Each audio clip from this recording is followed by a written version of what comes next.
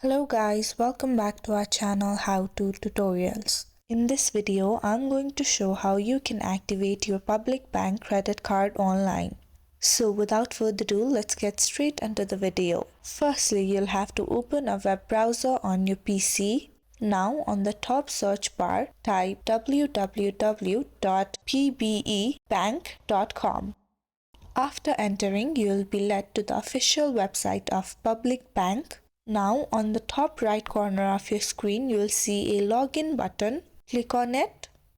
Then you'll see these options of PBE, PB Enterprise, Share Trading, PBQR. You'll have to click on the first option, PBE. Then you'll be led to the login page of Public Bank. Here you'll have to enter your user ID and then click on the next button.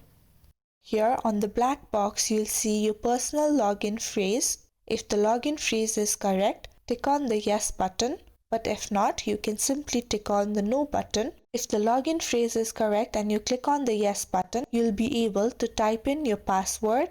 Here you'll have to type your public bank account password. After that, all you'll have to do is click on the login button.